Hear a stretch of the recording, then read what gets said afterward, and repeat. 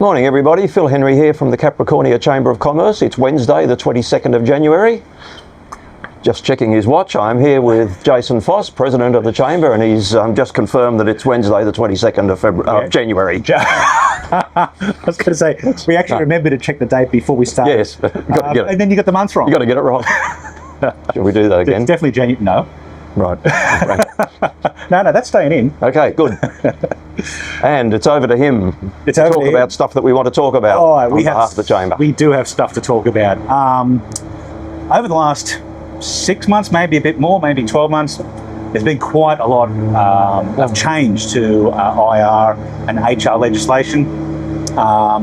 Bits and pieces have been filtering in. We have been talking about them over the last couple of months. One that came in just before Christmas was the fact that employers can now potentially serve jail time for underpaying their staff under the wage theft provisions they've got there, which on the surface I don't have a problem with. Like if you're intentionally underpaying your staff, like, you know, to do the crime, do the time, I don't have a problem with that. But what they haven't done is simplify the award system. So we've still got a really complicated, difficult to understand award system. And if you try and phone up to get help about it, you know, it's a he said, she said, oh, go and look at the website. But, you know, unless you've got a staff member who is really very obviously falling under a very specific award, and many of us don't, it's kind of hard to know what to do. So it's fine to introduce the penalties, but tidy up the mess first so everybody's really clear on what you need to comply with. I mean, I think the Fair Work Act is now like 500 pages long. Who's got time to A, read it, and B, then understand all the legalese that's in there. So that's one thing that's happened, but there's been others. And so as a result, Phil, we're doing something. We're going to do something. We're going to bring in an expert to talk to you. Yep. And some of you may have run across him before when we've had him up here, a bloke called Jonathan Mamaril with South Gildard Lawyers now. Yep. So we're bringing Jonathan up to go through all of this with you. Well, the beauty is we're not even bringing him up because he does work here half the time. Yeah, that's right. Yeah. So he's semi-local. He's semi-local. Yeah. But this will be on the 11th of February, Tuesday the 11th. Yep, that's right. At the Regent. Further details will follow shortly, but first of all, just chuck that in your diary, 7 to 9 a.m. It's a breakfast one, so there'll be brekkie on, be a couple of hours on that Tuesday morning, the 11th. Now, when we had Jonathan up last, he's a very engaging speaker. You definitely won't be bored, and you will learn heaps. Yep. And the way things have been in the IR space over the last year, you gotta be on top of it. Yep. So we'd encourage you all to register for that and come along. As it's shooting this, we've only just sort of confirmed the date and the place. So, but registration should be available on the website by the time you're watching this. So get in, get your tickets early and make sure you're there. Yep. Really important if you've got staff. This is an investment in your future, basically.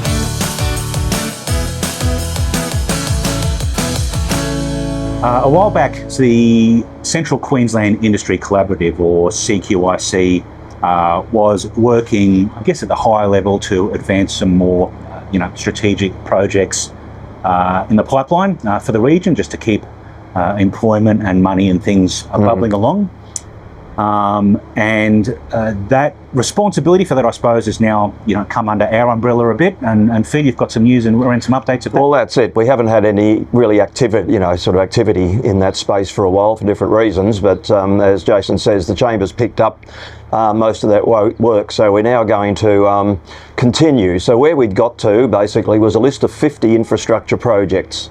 Now, number one on that list was the Bruce Highway between Rockhampton and Gladstone. Now, there's been an awful lot of activity in relation to that stretch of road and the Bruce more generally.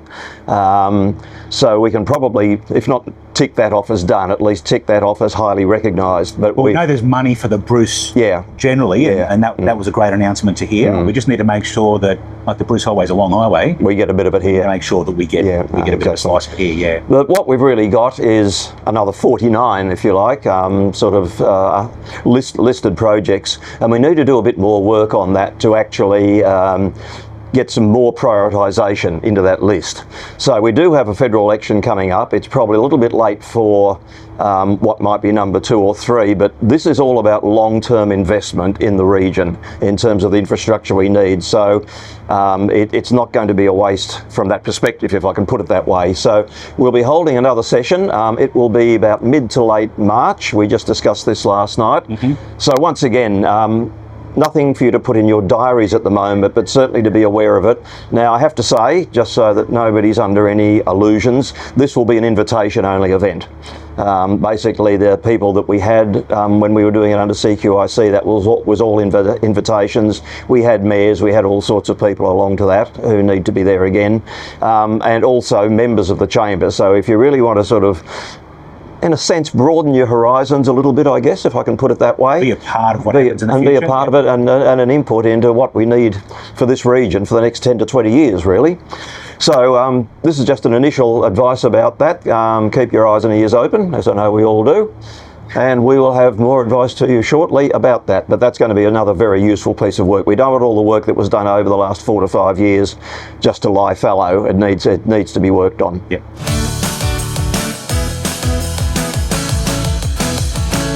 Another thing to keep your eyes open for is climate reporting responsibilities, or requirements, I should say. So if you're a big organisation, you have some, some reporting and responsibilities to do that. If not now, then pretty soon. I'm not quite sure when the date second starts, or has started or will start, but pretty soon.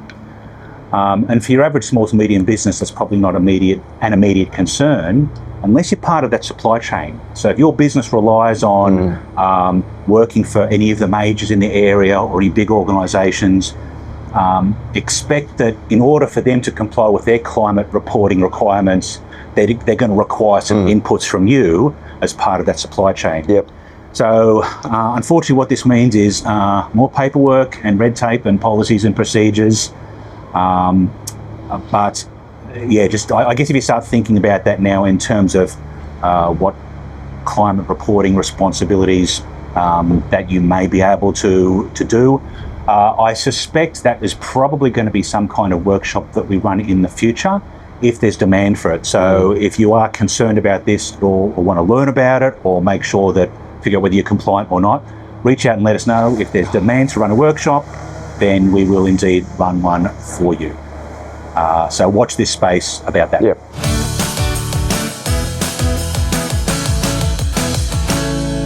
Now, we've just had a coffee this morning, which is pretty good. Well, you tell me you've had 2. But actually I've had 3 this morning already.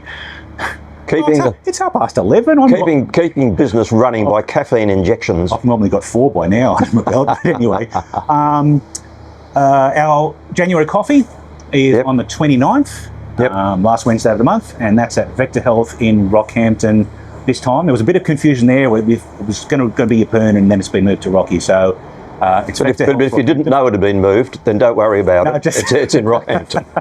William Street. That's right. That's right. So I don't know what Glenn's got in store for us. We'll probably have, hopefully not working out too hard, but definitely there will be a healthy body-mind kind of approach to the start of the day, knowing Glenn. Do you know the Latin for it? Mens sana in corpore sano. Thanks for that, Phil. I'm going to forget that in 30 seconds. You're a fan of words this morning, aren't you?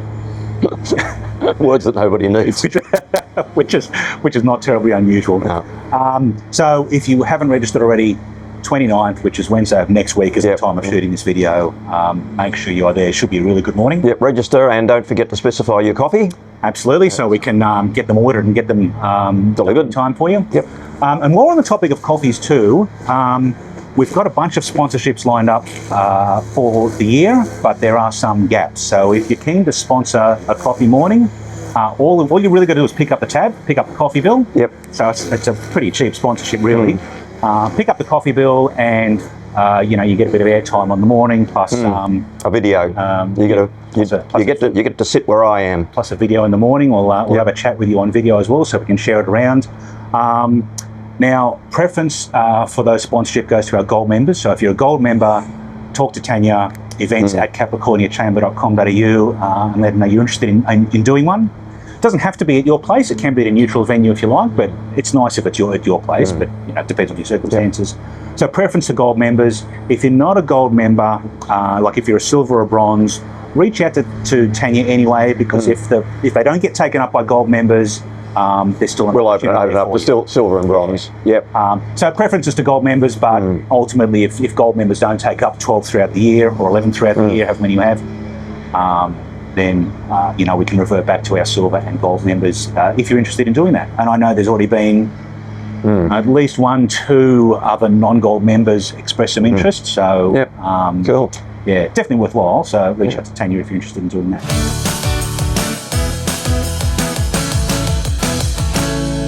Livingston Council were extremely inconsiderate to us this morning and decided to do maintenance on the beachfront here just at the same time as we decided to shoot this video.